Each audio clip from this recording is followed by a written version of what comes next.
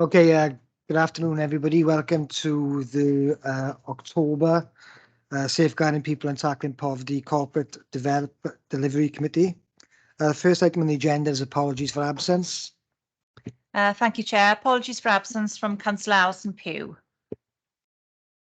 Okay, second item on the agenda then, disclosures of personal and prejudicial interests.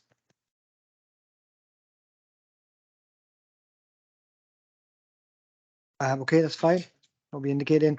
Item 3 then on the agenda, minutes of the last meeting, which was obviously in September. Everybody received copies of those minutes that were sent out last week or the week before. Anybody happy to move those, or any issues anybody wants to raise? Jan's happy to move. Yeah. Happy to second. Councillor Jeffrey. Great. Thank you very much. And then item 4 on the agenda then is the report on the development of local area coordination best practice guide. And I've got a couple of officers here today to present that as well as the cabinet member, Councillor Gwilliam as well. So I don't know who wants to start, guys. I'll hand over to you. Yeah, if I could just come in. Obviously, I've got the officers here and they're the experts, but I just wanted to say, really, obviously local area coordination's come a long way from its introduction, and we've got representation across the whole of Swansea, which is absolutely fantastic. We have referrals coming in from everywhere, and our local area coordinators are working with between 50, 60 people at a time, so that's really positive, and the feedback from communities and individuals when I speak to them is always really positive. I know that they were instrumental as well in playing a huge part in the COVID response, so just want to put on record our thanks to all the local area coordinators for their involvement in that, and then I'll hand you over to the experts. Sorry to break it again. Do you want to introduce yourselves as well? Because there's a couple of councillors who haven't been with us that necessarily that long, might not know who you are. So if you don't mind. Thank you, Chair. Of course not. And actually, this is my first appearance at the committee. I've only been in post for 2 months. So yeah, it would be useful to introduce myself, and then I'll introduce my colleague John as well. So my name is Lee Cambouli. I'm the Tackling Poverty Service Manager. And within the service, obviously, local area coordination is an important part of that in terms of our engagement and involvement with the communities to develop our response. So we're bringing this report to you today to say where we're going with that. Do you want to introduce yourself as well, John? Sure. Thank you very much. My name's John Franklin. I was one of the first local area coordinators actually in Swansea back in 2015, and I now manage the team of 25. So thank you, John. So yeah, the service, as Councillor Graham said, has come a long way. We've got a great opportunity here in terms of having now reached sort of full coverage around Swansea to really establish our service or our approach, and try to establish the best practice standards of which we're going to hold up that approach to in the years to come. We've learned a lot of lessons along the way, and we've obviously been working very closely with a lot of partners, a lot of local stakeholders and communities to develop what we think is a very sound approach to not just working with individuals, but helping communities to develop, helping to kind of support people most in need within the communities. So this report that we're bringing today is about the proposal that we've got to develop a set of best practice guidelines.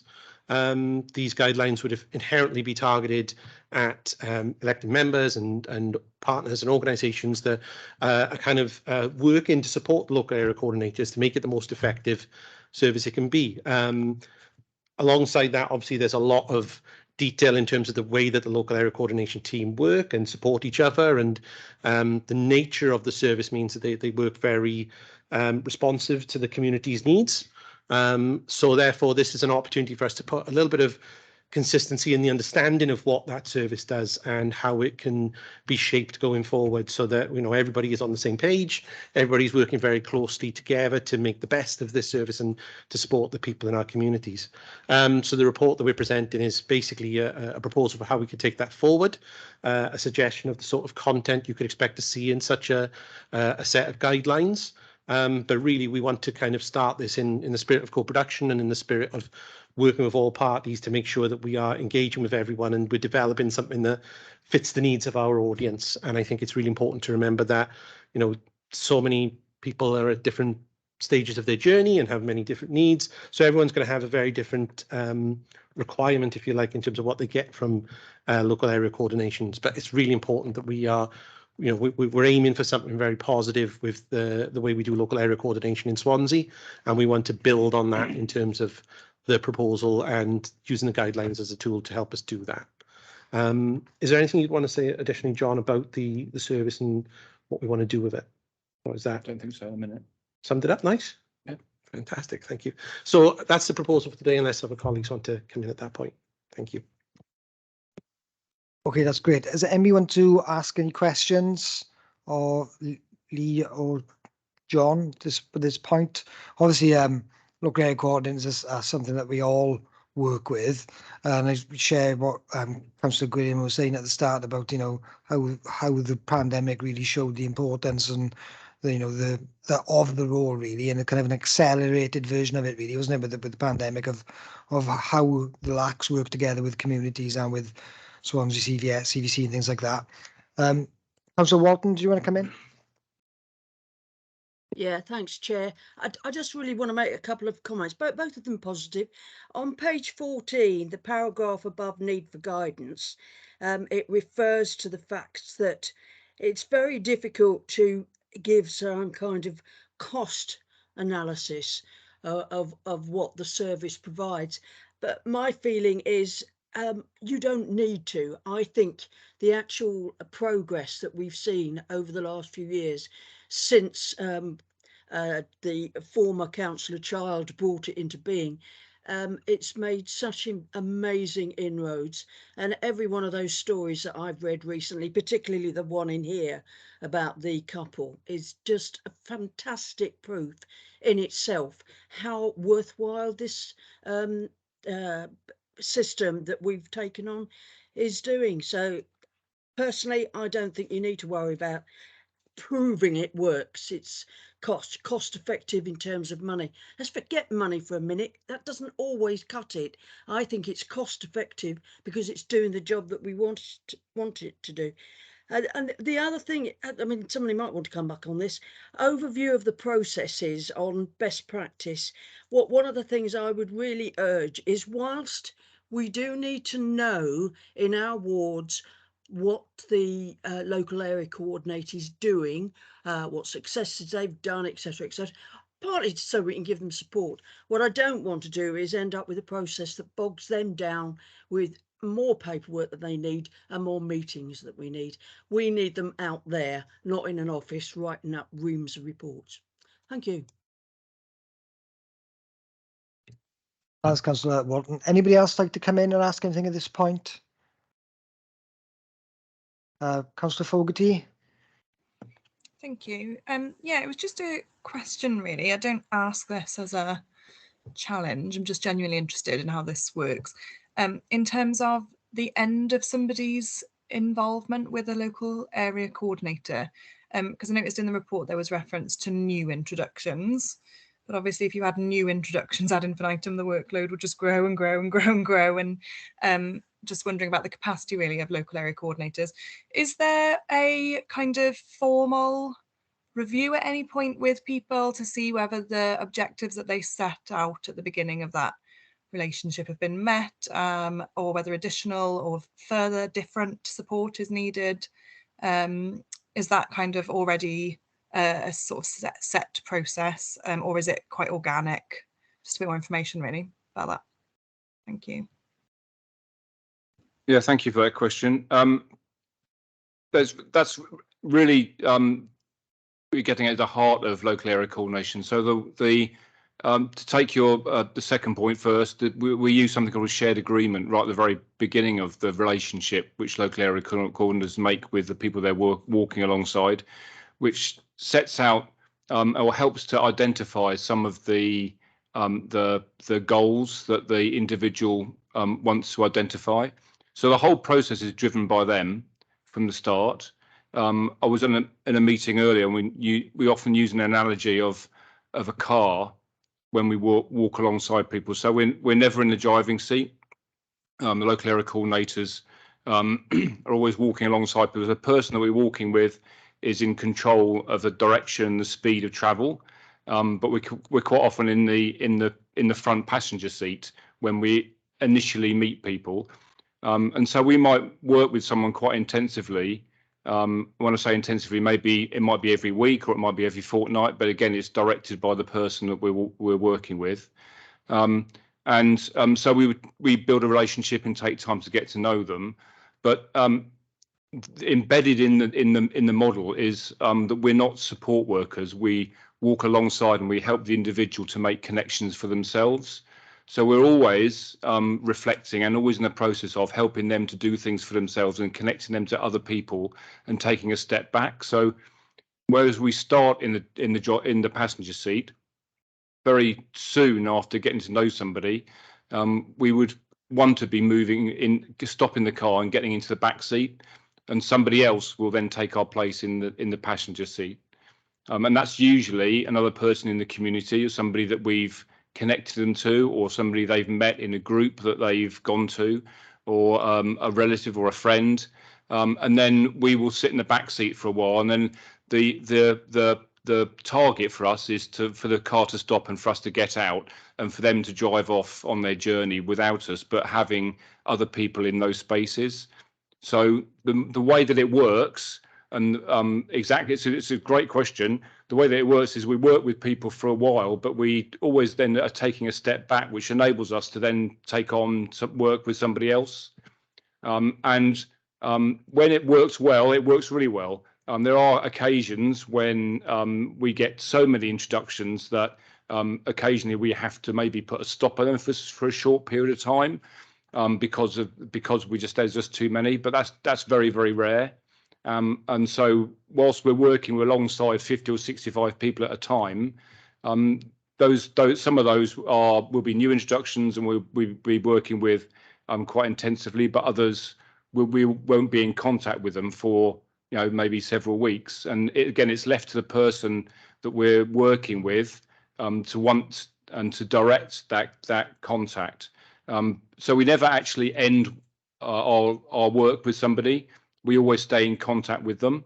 There's never an end point where we exit or they exit our supports, because coordinators are based in communities. They're always available, and so we may have, the idea is for somebody to make the connections that they want to and achieve the things they want to do and to go off and do those, but always aware that the coordinator is there if they need them.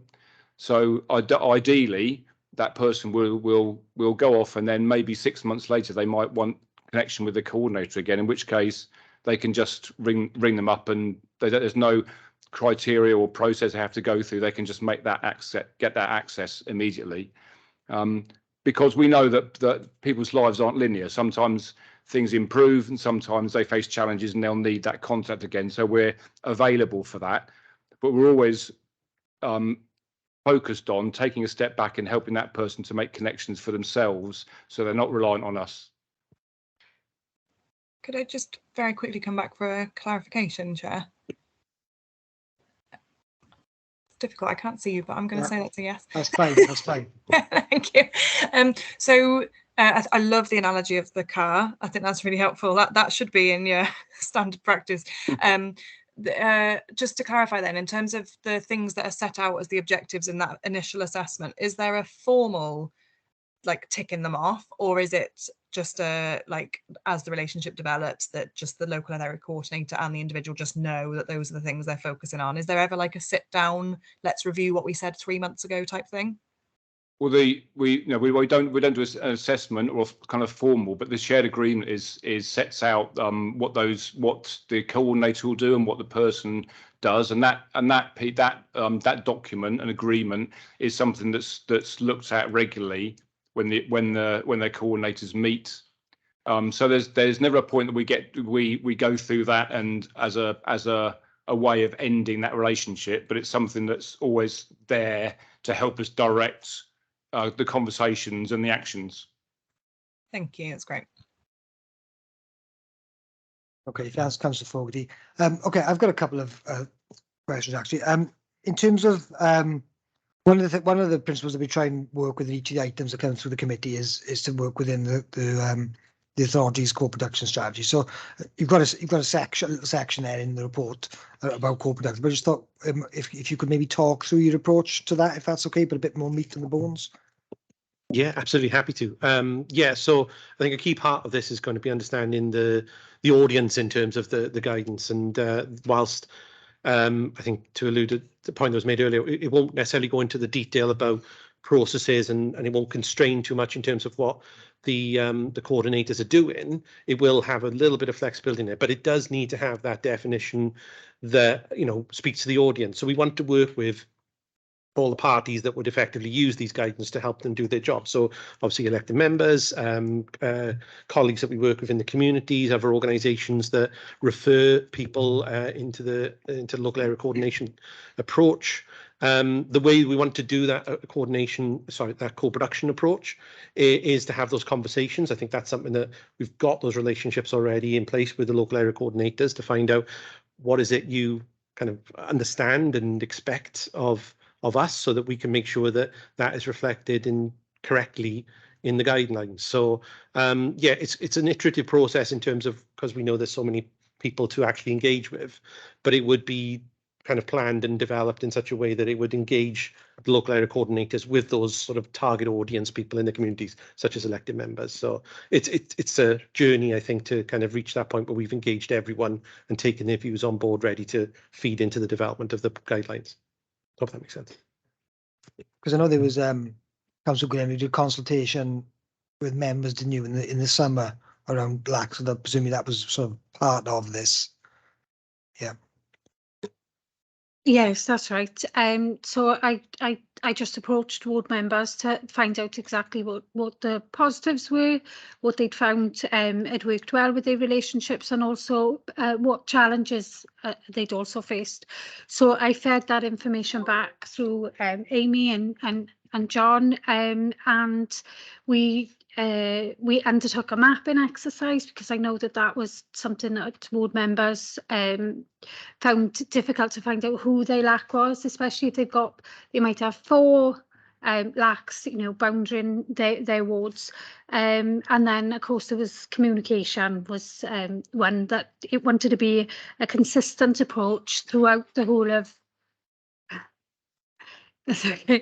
throughout the whole of Swansea. I think we recognise that no 2 localities will have the same sort of difficulties or issues. I mean, we're all human beings, and you know, our lives are different, and we recognise those differences, but there needed to be a consistent approach around how often communication was undertaken, and to make sure that we're using LACs to the fulfilment of the role, and that our communities are benefiting. So yeah, all that information was fed back and is fed into the report that's here today. One final. Come in. Oh, sorry, just on that note, when you first meet with somebody, how often would you then keep in contact with them? Is it once a week? Is it once a day? Is it once a month? If you're keeping it consistent, I mean. So that's very much led by the person that we are meeting. So that some people are really keen on meeting once a week. Others take longer than that. Some of the people that the coordinators meet and work with are facing particular challenges, and that dictates how often they want to meet. So with our involvement is very much down to how often they'll be wanting to meet, but it's an opportunity for us to build a relationship over a long term. So if somebody is completely isolated and on their own, then a week is a long time to then be without contact with you again. So would you then up it in that case? So, you know, you're doing it on a case by case basis type of thing. Yeah, it's yes, very much on a case by case and how often someone would want to meet. You know, with working with the number of people that the coordinator's working with, meeting somebody more than once a week would be quite challenging, but we would be looking to find other people that would be able to do that as well if someone was on their own and that isolated. Sorry, can I add to that, Chair, as well? Because I think it's just an important point to add that everything John said is absolutely correct, but I think a big part of this reason for having the guidelines is to give people an idea about what to expect. So you're absolutely right. It's going to be a very person-centered approach, but for people to understand that there is that flexibility, but there is also support. It's that balance. It's almost like how long's a piece of string, but also the string is very important. So we have to make sure people understand what it's there for and how the approach that we take can support that. So yeah, hence it kind of supports that need. Thank you. Okay, I've got last two questions. So one question is about sort of measuring impact. So you talk a bit in the report about measuring impact, but just wondering whether we're sort of capturing demographic information or kind of like age of people that we're working with, because from, I could be wrong about this, but my assumptions would be it's probably a slightly older population rather than younger adults, maybe. I don't know. But that would be interesting to see going forward, because there's obviously quite a lot of social isolation, not just amongst the elderly population, but between people in their middle ages and young adults too, I would imagine. Well, I've seen it, I know it exists. So that's my first question, is around that. And then the last question would be around your next steps and kind of timelines. So if I come back first, but John may want to add on the work that the coordinators are doing. But I think we recognise that a lot of the strength of this particular approach is in the qualitative evidence that we gather and the stories that we produce, and there's power and an impact in that. I think we do recognise that in terms of the data and the demographics and all of the stuff that sits underneath it adds that depth to what we're saying is the value of doing local area coordination in the right way. So it's an area that we know that through the guidelines we'll be able to manage some expectations about how it's done, but then also help us to make it clearer in terms of the process that it was going to give us better quality information that we can inform that. I think in general the impact of the of local area coordination is something that we want to evolve and develop based on the good work that's done in a very sort of the power of the story point of view. John, was there anything else on the data you wanted to add? No, only to say that yes, we work with the whole range of ages, and it really depends on the demography of the area that coordinators working in. But certainly not all older adults, but right across the board. Sure. And I'll just come back to your second question there then. So in terms of the next steps, I think this is about now launching into a period of further engagement through the coordinators initially, and not just building on the relationships they've got with members and with the partners and the stakeholders in their local areas. But it's an opportunity for us in general, and I think I'd say this across the Tackling Poverty Service anyway, to get out there and start asking people what they want us to really focus on and what the priority should be. So it'll shape really the way forward, not just in terms of how the approach works, but in terms of what we would say in the guidelines. So there'll be consultative activities that we would do, but I think we would predominantly work through the existing relationships that we've got with the coordinators to get that insight and to get that input from everybody to help us shape and define these guidelines. I mean, I think I speak for everybody. We'd very much like you to come back, give us an update at some point, but I'm conscious there's no point asking you back too soon. So just a question really about when you think it would be appropriate for you to come back, where you'll have something, to inform the committee really. Yeah, and absolutely, this was very much the first step in the journey to get to that point. So we will be doing some more detailed planning in terms of we want to give people a fair amount of time. We're very much conscious the winter pressure period is upon us, and our focus within the service is going to be about helping people rather than surveying them and doing too much data capture. But we do want to use those opportunities as we engage more with people in the coming weeks and months. And then I think it's just a case of us working out in terms of the development of the guidelines and getting the right review and consultation of what we're proposing. So yeah, I think this is it's not a short-term period of work, but I think the detailed planning that we can do now on the back of this will help us shape when we can come back hopefully in the new year with some more information for you. Yeah, great. I was going to say maybe the new year, sometime in the new year will be good. Okay. Excuse me. Any other questions or comments? Chair, yes, if I could, yeah. Come in, Councillor Jeff. Yeah. I've well, anyway, whether I'm lucky or not, I don't know. But I work every week with one of the LACs, and it's it's an opportunity to meet with residents at the same time. And I do this via a community centre. So it's whether I'm, as I said, whether I'm lucky or not, I don't know. But we do work together every week. So I do get a kind of clear picture really as to the work done by an LSE and an indication really of the job description. I can see that we're at the moment sort of discussing the guide here, but I was just wondering, it's something like about 16 or 17 pages long.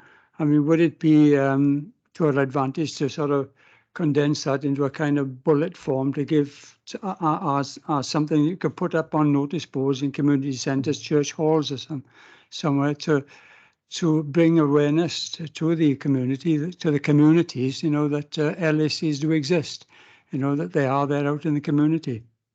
I mean, something like that could be reduced to something like a folded A4. You've got 4 sides of A5, and that could be something useful for people to pick up. I don't know if that's something you may have plans to do. Thank you, Councillor. Yeah, absolutely. We think as long as we're developing the guidelines, promotion of the service is part of what we should be focused on as well. I know we have some leaflets and information that we have available for local area coordinators to share in the local communities, but I think there's probably more we can do in terms of things like quick reference guides, and once the guidelines are there, something nice and sharp that we can share and communicate on multiple formats that will help us really promote and raise the profile of this. So I think that would be part of the development of the guidelines, is to say, yeah, if you end up with a meaty document, if you like, that describes it in a very clear way, but it needs to be supported by the right comms and messaging that goes alongside it as well. Thank you. Yeah. So I just wanted to also say, and the Mumbles Community Council have recently put and are putting some notice boards in those patches, and that would be really handy because I think some of the demographic that may also need this are not necessarily on social media. So to have a poster up on these notice boards, or which I'm sure Councillor Fogarty is on here as well, would agree that we could do that. Thank you. Yeah, just to come in on that point, I know that there was discussions around an easy read version as well, so that it's easier to understand when the policy document comes to the fruition. There will be an easier read for people to access. Okay, that's great. Thanks very much, Lee and John. Thanks for putting the report together. Really appreciate it. It's really helpful to have such an informative and easy read report actually as well. So thanks for that. Thank Councillor Gwilliam for coming along as well and supporting the officers. And good luck with the new job. All right. Okay. We're on to item 5 then, which is the work plan, and we've got a little bit to update from the last committee meeting. So in the last CDC, we looked at, excuse me a second, we looked at the creating a workforce to deliver more care services directly. It was one of the items, and Dave Howes presented to that committee. And the outcome of that was that would be a further discussion would take place outside of the committee in terms of a way forward. And that meeting did take place. Dave, do you want to just do a brief update? Are you happy for me to say what you? Do you want me to read it, and then you can refresh me? I'll be Dave for 5 minutes then. Okay, so in terms of that particular item, so I'll just repeat, it's the item creating a workforce to deliver more care services directly. So the outcomes of that Dave discussed with me outside of the meeting was that the initial focus would be to look at supporting the development of a workforce and wellbeing strategy and plan for the directorate, which will then support the implementation of the council's overall workforce strategy. So that's the initial. I can pass this on to you, Alison, outside, to see if he's writing it down. And Deb Reid will be the officer taking the lead or the link with the committee on that. And then the second step, looking in the medium term, February, March time, or once budget decisions have been made, to look at options for the council to take forward the rebalancing agenda in adult services. And an officer will be identified closer to the date in terms of who link with the committee, and then more longer term then early in the next financial year to move on to looking at how the council can support the Welsh government's eliminate profit agenda in children's services. So that's what you told me, Dave. So It did, yeah. Okay, so those are that's the direction that we move forward with the committee's approval to look at that particular item. It's a meaty item. I think everybody would agree. But it's well conceived in the sense that we've got kind of a short-term, a medium-term, and a long-term approach. So, if you've got any questions about that, you can ask now or send us an email outside of the committee if you want to have a think about that and the implications of it. And then next month, we'll be looking at the council volunteering strategy development again. And that's Amy, yourself, and is it Richard? Anthony. I'm terrible with names, so apologies. And Anthony, who will be feeding back on that. And I think that will be the only item for the agenda next month, I think. Because the other things will need to progress before we can bring them back, really, to have something really worthwhile and fulfilling to look at. So any questions or comments on the work plan? No? All happy with that? Okay, any other questions or comments about anything else before we close the meeting? No? Okay, if not, thanks very much for your attendance. Thanks again to the officers for all the support and democratic services, and we'll see you. What's the next date, Alison? 28th of November. 28th of November is next meeting, sorry. So thanks very much for your attendance, and we'll see you then.